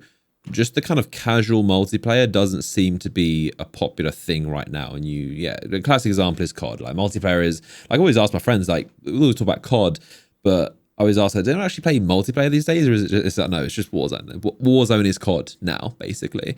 And going back to Crucible, I think it's similar. It's always going to be just a fun side thing to do. Let's just try out these weapons and play some Crucible. But I think it's been there since 2014. Crucible is still pretty much the same thing for like 9 years. So you're not really going to see much change. And it kind of just is what it is. And I think a lot of the frustration you see is kind of down to just the mode in itself. It's just, it's an aging mode. And I don't think there's really much you can do about it. I think that the big pivot next is actually going to be to extraction shooters. I mean, you see things like Escape from Tarkov really gaining ground, and Hunt Showdown is much less popular, but by those who've played it and who understand it, it's seen as kind of an artisan experience of the genre and something that has really helped blaze trails. So I think that that's really where the PvP experience is going to focus on next. But as far as Destiny and the Crucible is concerned, I mean, unless Bungie's making an extraction shooter in the background, they're certainly not going to be doing that in Destiny. And you know what? Yeah, that does hold things back a little bit, but I'm actually kind of okay with that. You know, having the PvP-centric experience, getting looked at and getting some love, but also making it so that it's not the core of everything, I think is a good move. And the reason being is this. I think Destiny's PvP is best when it is wacky and fun and a little bit nonsensical. Like, yeah, sure, there are people who are totally going to disagree with me on that, and that's fair enough, because I know that people want to be able to sit there and take it competitively, and that's fine. But I genuinely do feel like the way that Destiny's sandbox is built out fits the style of game that we're talking about there a lot better. You know, if you want to do something competitive, there are other games out there which absolutely should fit your mold better. I mean, you brought up Valorant, and that's a perfect example. You know, go and find yourself a shooter like that where, aside from anything else, you don't have aim assist up the wazoo. You know, you have so much aim assist in Destiny, and playing another shooter makes that very obvious. So, you know, again, it's very much one of those things of we will see changes as time go on, but I don't think that Crucible necessarily needs to change as long as it keeps the kind of lighthearted, whimsical tone. You know, it's why Shaxx is perfect for this, you know? When he shouts at you at the beginning of a match and says, you need to throw more grenades, you should be throwing grenades as I say these words, you know? Like, that's what Crucible is to me, and that's what I think it does best, you know? Yeah, you mentioned the extraction shooters. There are rumors of Bungie working on some kind of extraction shooter. I mean, obviously we know they're working marathon extraction shooter, right? Yeah, which would make sense, but again, as with all leaks and rumors, we'll just wait and see. But we know Bungie is obviously working on quite a few other games. They're working on some kind of mobile game with their NetEase partnership, and there's rumors about, well, we've seen the listings of their job listings of some kind of competitive shooter, more esports driven gameplay. But again, what that ends up being, who knows? It could be something related to Destiny or a different game. All we can do is speculate at this point. But yeah, we know Bungie's definitely, as they've said, they want to work on multiple games in kind of in conjunction with Destiny, which will obviously be their main thing. But we'll definitely see them expand the Destiny universe and make other versions that kind of can be played in parallel. And it would make sense. Something a lot of people do suspect is that the reason they're putting a lot less time into Crucible is because they are working on an actual PvP arena shooter, which would make sense because because Destiny is obviously PvE first. That is the main priority. That is the bread and butter of the game. So it would make sense where they kind of probably reached a point where they're like, yeah, Crucible is kind of holding the game back. We can't iterate on Crucible like we would have wanted to. So let's just keep it as it is. Don't take it too seriously. And then let's actually make a proper competitive PvP experience. Something will be something like Overwatch or Valorant, where you have the heroes, maybe they're Destiny-themed heroes that face each other. That would be cool. But it would make sense that Bungie are working on some kind of proper PvP game, and that's why there's such a lack of focus on it in Destiny. And again, it would also go back to Bungie's roots of Halo. Of course, they were pioneering of the competitive PvP shooter. So we'll see what happens with that. But Crucible is, as always, our old neglected friend that's over there. Still kicking, but I don't know. It's got an interesting journey ahead of it, not necessarily one that leads to meteoric growth. Yeah, I think it's fair to say that the days of Destiny 1 and the Trials of Osiris days of House of Wolves taking King, those are long behind us. And you know what? I'm happy for those to remain a memory. I'm happy for them to try and iterate and make things reasonable nowadays, but we shouldn't be sitting here and anticipating a return to that kind of former glory. The world has moved on, and I'm okay with the idea that we should be moving on too. Yeah, you know? Absolutely. Everything comes to an end. I think it's very important with a lot of things, whether it's movies, TV shows, music, games. Like, you just get bored of things. You enjoy them while you can, and then things end. Everything comes to an end. But trying to cling on and why isn't this as fun as it used to be in 2015? That's not how things go. And I think a big reason of why Crucible was so fun was because it was new, and it was new to everyone. Like back in 2014, just the entire gameplay loop of just using grenades and hiding behind cover and aiming and supers, all these things were just new. So it was a more kind of just an innocent experience. Whereas now, every single minute detail of Destiny's mechanics is mapped out. We know exactly about the shotgun spread pellets and the range and just all of these little intricate details that nobody knew back in 2014, 15, 16. But now all the minutiae of the actual mechanics of the game are kind of figured out to a point where it isn't as simple. And I think that's a big part of it. And that's obviously what's going to happen with age. It's very natural. But yeah, I think you hit the nail on the head. It's important to not kind of cling on to, why isn't it like the House of Wolves days? But you can't go back in time. Things will evolve. Back in the day when Trials did release, we knew nothing about recoil direction. We didn't know that an aim assist cone was a thing. Yeah. And now you have people sitting there and making that as part of a pretty normal discussion on a YouTube video regarding how a weapon performs. And it's like, oh, okay, this is not the same. Cones and hip fire spread and in-air accuracy and sniper flinch and all these intricate details. But yeah, definitely do remember a lot of those good House of Wolves days. Obviously, we played Trials a ton, pretty much every weekend for years, made a lot of videos. You can still watch them and relive the old times, but I don't think we'll be hopping into Trials anytime soon. That's definitely a lot more experience. I think the days of you, me, and Oki terrorizing the Crucible are over. Fun days, though. Fun days. I mean, there were times where the six of us would just hop in and we'd just play Crucible just for fun and casually, and we'd obviously do a lot of stomping because we had a pretty good team and we played the game a lot.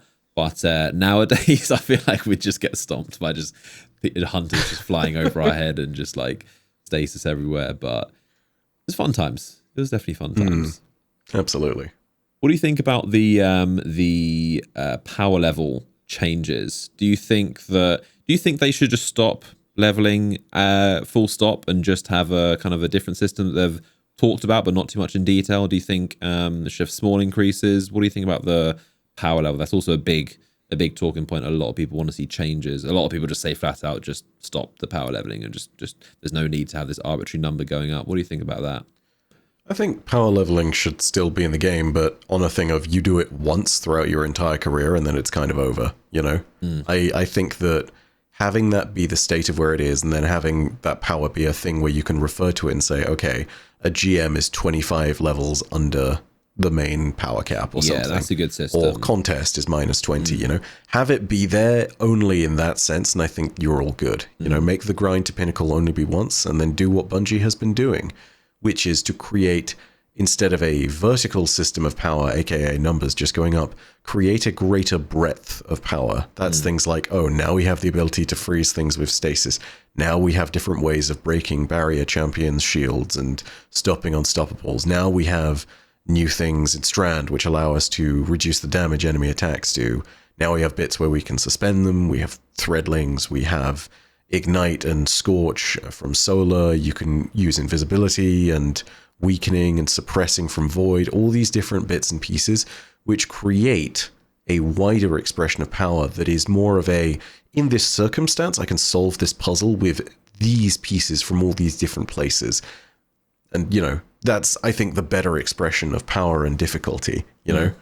Because I think it falls into the trap that a lot of games do. I mean, I'm going to pull it out of the hat because it is unfortunately completely correct. But, I mean, take a look at Anthem, right? Yeah, its power numbers and its maths ended up being completely balked anyway because a level 1 weapon did more damage. But at a base, the enemies were all the same mechanically. And the only difference was that when you were playing against them, you know, they would deal more damage and they would take less. And that's not the way that things should be leveled. Like, yeah, of course, you have to have an extent of that because if every dreg, no matter what difficulty, dies in one shot, it's not quite the same. And if every dreg takes 80,000 shots to kill you, then yeah, you've got a problem. But at their core, you know, you see different behaviors with things nowadays. Dregs in a Destiny 2 very first campaign playthrough would peek out of cover and retreat a lot. They would run as cowards, and they would be, you know, pretty static as far as enemies are concerned, because that's the kind of player that you're trying to tailor to. Dregs in a GM Nightfall constantly reposition. They have suppressing fire for all the other opponents out there. They're a bulwark, and they throw a lot of grenades, you know, like, that's the differences that you're looking for. You're looking for an enemy that is engaging, and you're looking for different ways you can counter them. And Dreg is a terrible example, but I mean, you know, take a look at a Hive Guardian as another example of that, you know, like supremely useful tools there include suppressor grenades and, you know, the ability to sit there and just deal an amazing amount of burst damage is also very important, something which allows you to make use of your finisher, such as, say, the fragment that makes you go invisible when you finish their ghost. Also very useful. You know, like, these are problems that have build solutions. Doesn't have to be the case every time, but oftentimes there are moments where you have enough keys to this one lock that feels satisfying. Old games and the way that games generally do if they don't have enough depth to them and complexity is, you know, they'll just do that power spike thing and it's, oh, you take more damage and you deal less. And it's just... At that point, you end up with the original Anthem and original Destiny and even original Division. This is a big looter-shooter problem at their very first instance. You know, you just have the bullet sponges, basically. It's just that. And I'm really looking forward to the Tormentors. They seem like they'll be a step up from the Hive Guardians and definitely, apparently quite an annoying, troublesome enemy, especially when they grab you and the music goes all silent. It seems like a really just, probably the most powerful enemy in the game, the kind of a step up from the champions and the Hive Guardians, and just kind of enemy that doesn't appear too often, but when they do, you'll definitely know about it. And very similar to obviously Rolk and the Disciple, that kind of witness design. But yeah, looking forward to those for sure. I think as well, it's I can't remember exactly what their move is called. It's called Harvest of something. I think it might actually just be called Grim Harvest or Harvest of Light.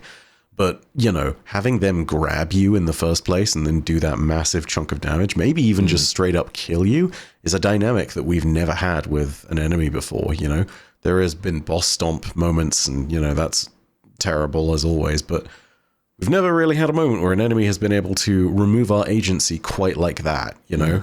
Even when you got frozen by stasis, you could just break out of it. This feels very different. That's a totally new level of challenge. I'm very much looking forward to it on a narrative pace too, because for the longest time we've sat there and we've known the Witness must have forces, especially from within the pyramid itself, and this is the first time we really get to see that. Like, Rolk as a Disciple is a whole other level. These are frontline shock troops that are of a totally different caliber, and, you know, comparable power to a Guardian. I really want to see how that builds up. I want to see more enemies like this, assuming they do them correctly, you know? Something else very special that happened recently. You officially passed the big 1 million subscribers. Congratulations. That still feels weird. How does it feel? How does it feel for the listeners at home, how does it feel to have 1 million subscribers? Just like it did when I had 999,999. Exactly what I knew you were going to say. You know, like, I think there's a point... Okay, this goes way back in history for things, but I had huge imposter syndrome in the Destiny community until I got 300,000 subscribers on YouTube, and then I was like, okay, I think I belong here. Interesting. And that's not the same place I'm at for 1 million, But it is one of those moments where I think it will set in that I have 1 million, well past 1 million subscribers, you know? I'll, like, if at some point in the future I'm fortunate enough to get to 1.5 or 1.2, then I will sit there and I will think of myself as that. But for the moment, I'm still thinking of myself in the same dimension, in the same lens. What is exciting about it, I think, is is just the time at which it's come along and the reaction from the community. I mean, people have been unbelievably gracious, and the fact that I've been doing this for 12 years and have sort of fallen into the sort of place of a mainstay for things, I'm incredibly blessed to have had that particular journey. And, you know, I'm just really, really freaking pleased that I was able to sit here and jump in for this ride. And yeah, I don't have many words. Normally that's not the case.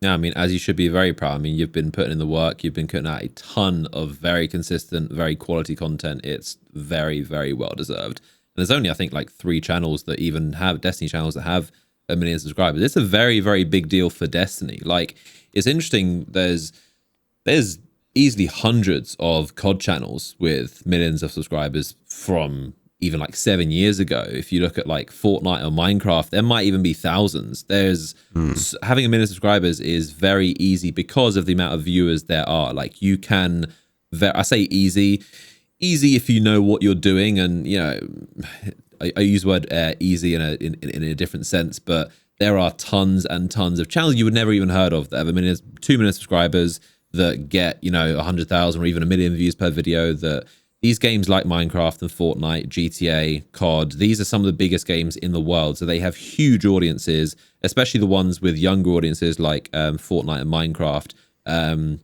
Those are a lot more engaged audience. Whereas a game like Destiny, it's obviously a massive game, but it's definitely nowhere near the scale of Minecraft and Fortnite and those massive games. So it is very interesting. Like, you know, there's very few channels that, like, even to get a Destiny video with 1 million views is very, very, very tough. It's a huge accomplishment. But again, with Fortnite, it's like who doesn't get 1 million views per video? Obviously, again, it's still difficult, but the amount of channels doing that.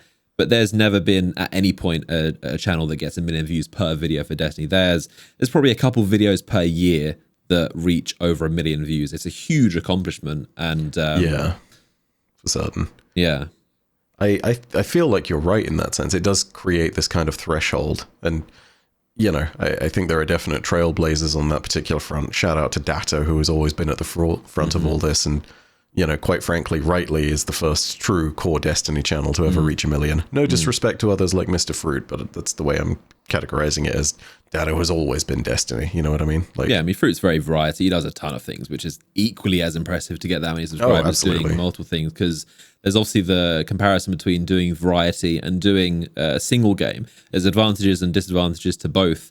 But with variety, that's so difficult to get a solid audience that can watch you play anything like Fruit does.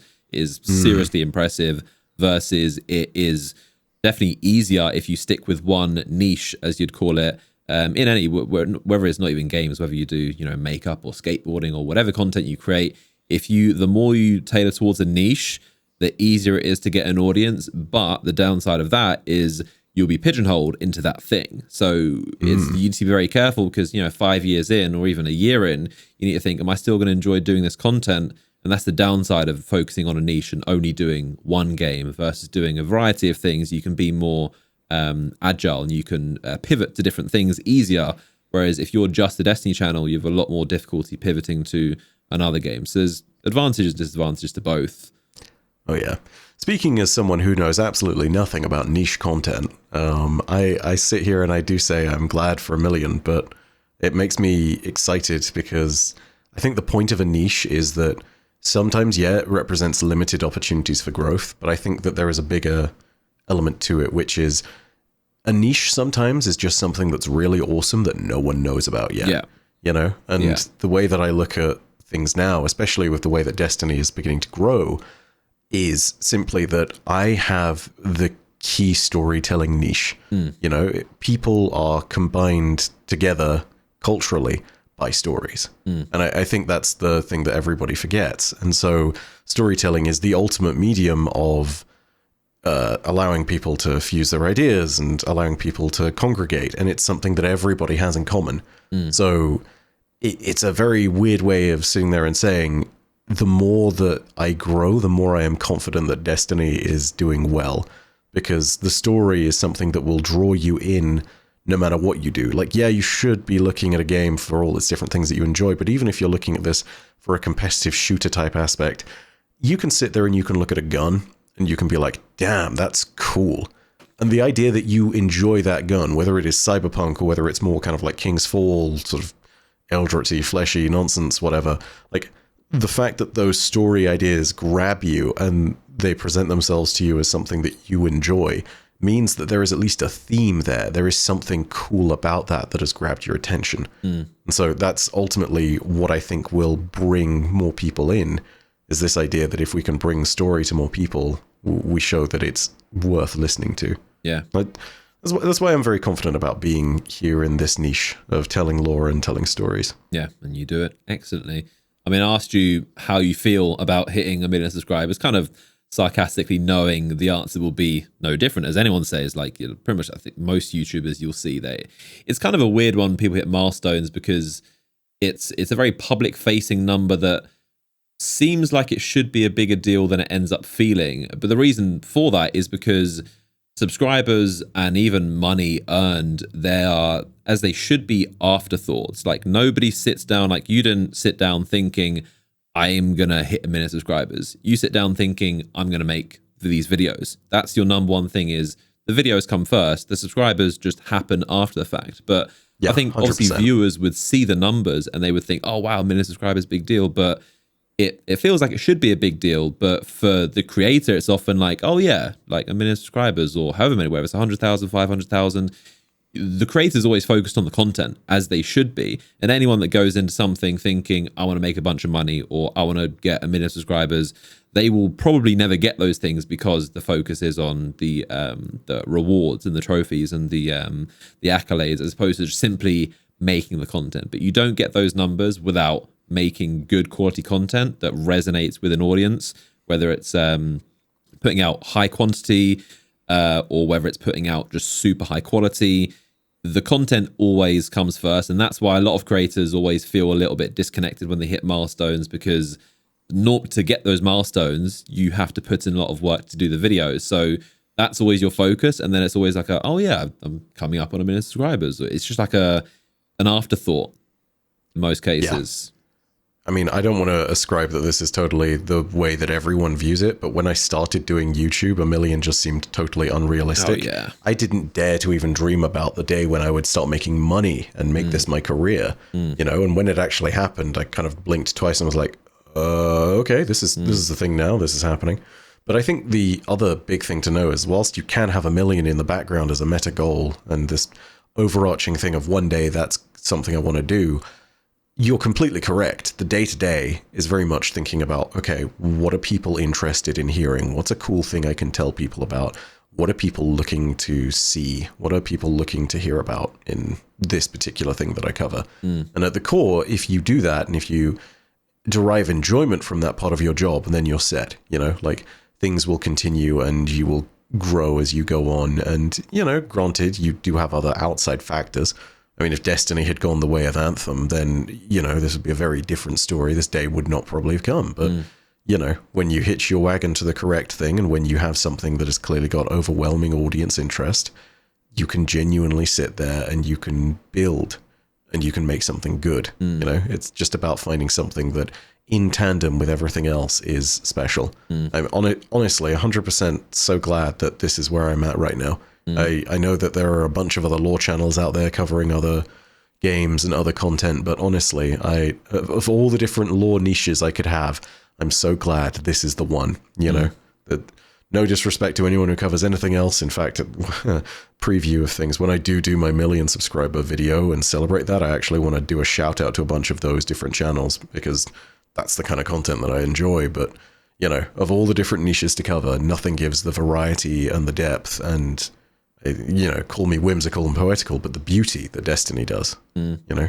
Yeah, I mean, back when I started in 2012, or even when I was watching content creators in 2007, 2008, 2009, like a million subscribers. There was probably less than 100 channels with a million subscribers. It was huge. It was like having like 50 million subscribers now.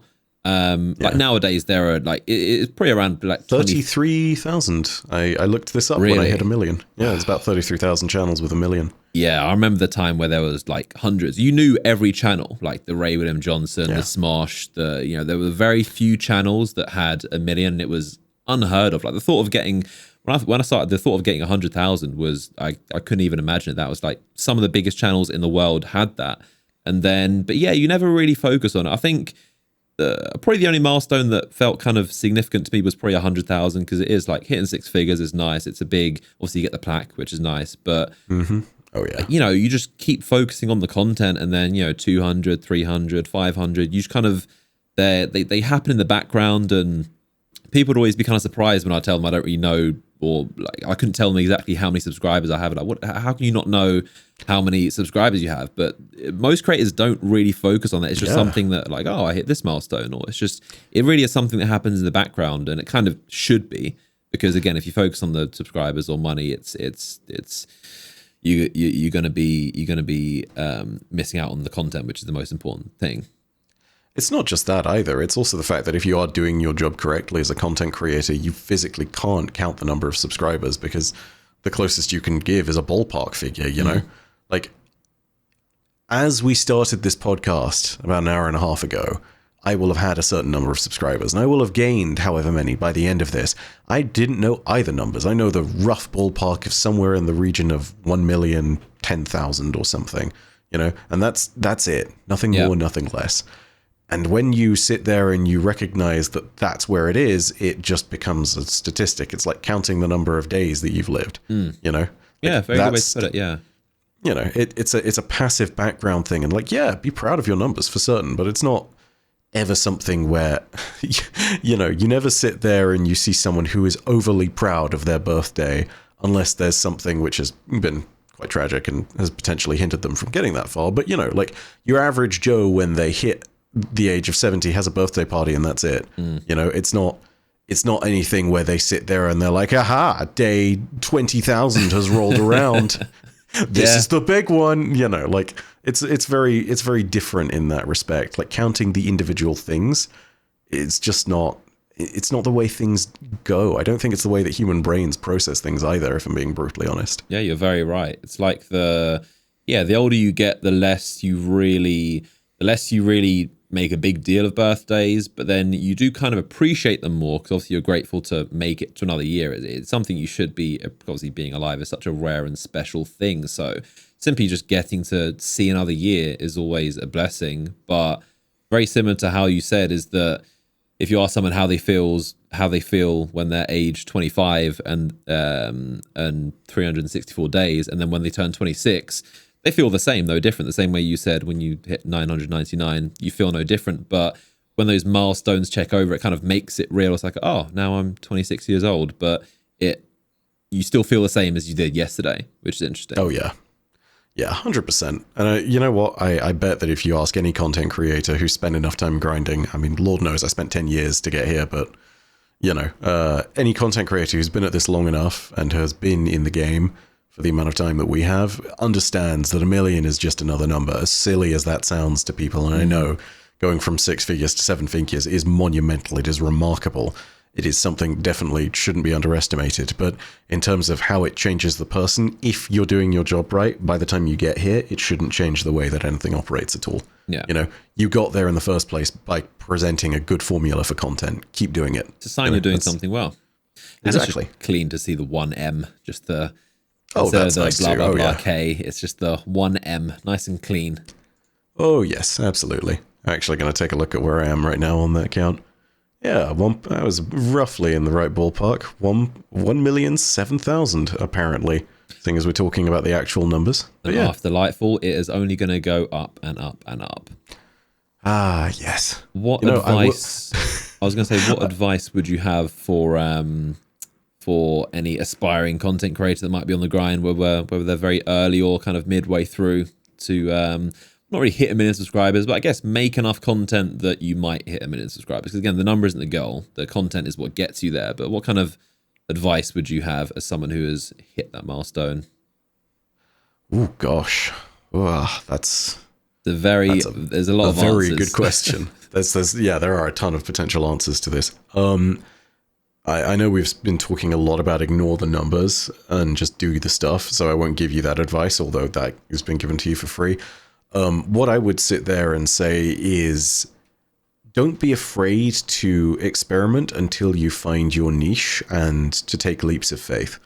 I know that the big turning point for my channel was around about the launch of Destiny 2. And the reason I say that is because I started technically covering lore in Taken King, and it was a video kind of format that I would do every once in a while that was getting good views, but I wasn't sure I should completely jump into it, so I did half and half. I did lore and I did news content. I only started to become the lore guy when Destiny 2 launched, and that's when I was like, okay, screw it, we full send, we do everything on lore. And that was, I mean, to this day, it is one of the best performing months in its period of 2 months in the channel's history. As far as the 2 month period goes, it is the best 2 months, you know, in that space of time from that transition. I gained 75,000 subscribers or so in the space of 2 months, and it became a period of 2 months where I think it was close to 9 or 10 million views. Yeah. So you're looking at something there, and if you are charting a course, like, there are moments when you can clearly take a leap of faith and experiment, and doing that can be the most rewarding thing. Another example from someone who's also become quite successful is Mtashed. When the time presented itself, he moved from core Destiny content and started making content on Genshin Impact. And regardless of where you are with regards to Mtashed, that game, his content, his presentation style, which is going to be different regardless of any YouTuber you watch, it was remarkably successful, and he clearly found a niche that worked for him because he exploded. He was getting millions of views every video at a certain point. So, you know, when it really comes down to it, that I think is the big thing that you've got to look out for, is a moment where you can experiment. And when that moment does come along, don't be afraid to make a leap of faith. It's if one video does badly, it's just one video. It's not the end of the universe. Absolutely. You know? You can always come back and you can return to what worked for you before. But when you do have that chance, and when it does work out, assuming that it's something which can give you longevity and can continuously perform, go ahead and chase that thing. Make sure that you grab it by the horns and don't let go. Yeah. Because when you find your niche and when you are that person, when people refer with you to that thing, that's where you can really not only carve out the place where you belong, but also you can start to affect real change, I think. Yeah. So find your niche is what I would say if you are looking to experiment and find those things. Yeah. And maybe we talked about how niches aren't great before, but even if you do end up becoming mainstream success, and that was the experiment that you took, cool, awesome. Like, I'm not here to tell you what is and isn't the right kind of content. I am here to tell you that a leap of faith is a good idea when the opportunity presents itself. Yeah. Simple as that. Very good advice. Yeah. It's a case of experimenting enough to find something to find out what you enjoy. The same thing you should do with life. Try out as many things as possible to know what you like. And then once you do, don't be afraid to, as you said, take that leap of faith and double down.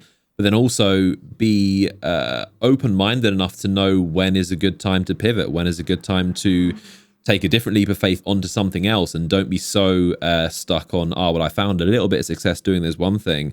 I'm kind of, I'm just going to stick with this and kind of go down with that ship. Like, I had a leap of faith with even covering Destiny. Like, I covered COD to begin with and had pretty decent success with that, and GTA 5 as well. And then I took a pretty big hit in views to cover Destiny, simply because I enjoyed it. Like, I could have stuck with COD and got more views, and if I wanted money, if I wanted subscribers, I would have just stuck riding out COD and GTA, which are two of the biggest games in the world. But Destiny was a much smaller game, but I simply enjoyed playing it more, and I enjoyed the content. So don't be afraid to take a hit in views if it's something that you're more passionate about, because long term it might work out. And then over time, my Destiny videos were far more successful than I ever was with COD and GTA. So just being able to recognize when something might be a step, take a step back to take multiple steps forward. Something might be in the short term a little bit different, but eventually you never know where things will go. So being trying enough things to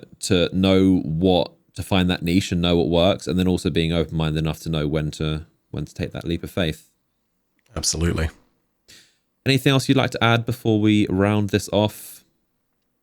Nah, simply that it's been a pleasure to jump on the podcast again, man. It's always good fun to be able to sit and shoot the so honestly. Always appreciate you joining us, and of course the listeners very much appreciate you as well. Make sure you subscribe to Byf if you haven't already. Help them join that 1.1 million. And you can also subscribe to me in the meantime. Maybe one day I'll hit that 1 million club. But appreciate you all for listening and for watching. Of course, you can like the video, drop a comment down below with how you're enjoying Lightfall or what you're up to. And that's all from us. We will see you in the next one. Ad Astra.